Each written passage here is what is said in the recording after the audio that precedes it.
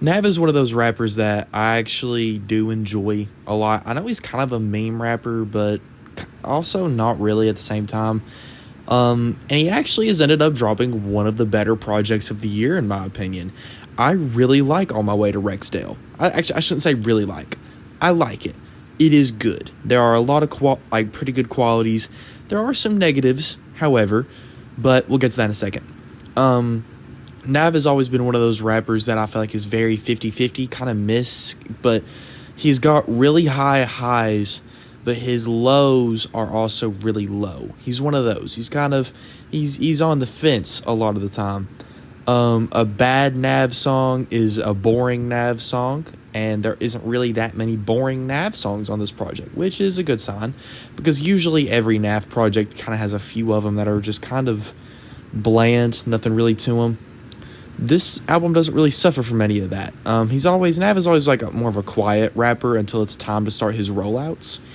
And I feel like he tried to start a couple rollouts like throughout the course of the year, because I remember whenever he started teasing this project, he had dropped a single, he dropped a trailer like a really long time ago, and like it just took forever to come out, and it tried to announce features, but a few of those aren't even on here. And I know he said Lil Uzi Vert was supposed to be on this album, but they couldn't get the sample cleared in time. Hopefully they'll do like a deluxe thing and we get to hear that, because I really love Nav and Lil Uzi Vert as a duo. I think they're actually really good. They compact really well. I also really like him and Don Toliver. I think they've collabed twice now, because Bad Intentions, I'm pretty sure, has a song with Good Intentions, sorry, that's the name of the project. Good Intentions has a song with Don Toliver on it, and I remember really liking it. So they've showed they have pretty good chemistry. Nav overall on this project, he sounds like he's kind of he's Nav, but I feel like it works really well, because like he's one of those guys, he's very hard to explain, in my opinion, the appeal, because he is kind of bland. Like, he has a monotone delivery, monotone guy, not much personality, so you gotta kind of stick to like the production and the flow and the feeling it gives you, and like the sonically sound of it more than anything. You don't really got to look at the bars. He does drop a funny line here and there, but this album does have pretty strong production. It's not better production than Emergency Tsunami had, which was the collab with him and Wheezy. That album I still think is Nav's best project. That is a really good album. I recommend everyone go listen to it, because the production on there is just, it's amazing. It's watery, it's liquidy. I think there's a Wheezy beat on here. But just, yeah, a lot of the beats are all amazing. I love them all. Burbs is a really good song, and I haven't even talked about the little surprise Playboy Cardi feature. I had no idea this was going to be on the album until like an hour before it came out.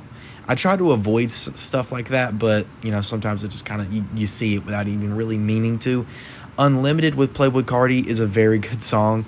Him and Nav have a surprisingly good, like, what's the word, bro? Chemistry. The Metro Boomin song is also really good. I didn't even mention the Weeknd vocals at the end of Unlimited is amazing. This album reminds me a lot of Perfect Timing, which I do really like, and now that I think about it, I might like it more than Emergency Tsunami. I haven't listened to it in a while, but it's the collab album between Nav and Metro Boomin, and I remember really liking it. I really liked the song with Playboy Cardi and Offset. I remember that very vividly, but I need to re-listen to that, because I don't remember. I don't know if it's better than Emergency Tsunami, but now that I'm kind of thinking about it, I remember liking it a lot. So we'll just have to go into it. There's no real... The lows on this project aren't necessarily that songs are boring. It's more so that songs kind of just feel like filler, but they're not necessarily boring, you know?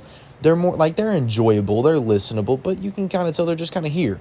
But this album is only 16 songs, which was actually a very big surprise for, not necessarily for a Nav project. His last album, I'm pretty sure, had about 18, I think. But I think he's very, like, he knows his weakness, that he kind of needs a lot of features, and he knows that.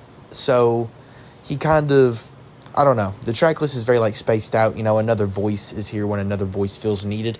But also, I think he carries this project a lot better than he has carried the rest of them. But, like I said, 16 songs was a big surprise because usually albums nowadays are really long. But 16 songs for a NAV project, honestly, and this one specifically, is kind of perfect. I think that actually works really well. I think 16 songs is pretty good for this project.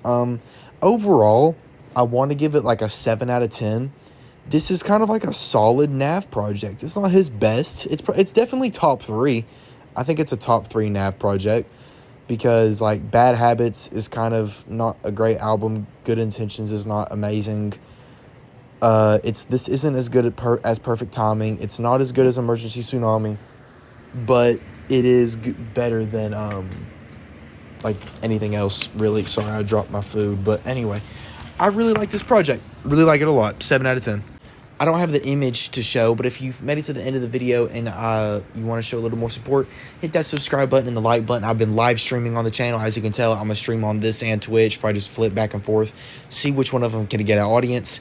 But I've been streaming on there. That isn't going to slow down the video output, though, I promise. Me and Parker be playing Repo. It's pretty fun on there. But if you want to join the Patreon for as little as $1.50 a month, get exclusive rewards, you absolutely can. I love you guys and hope you're having a great day. And I said that the wrong way around. Love you guys.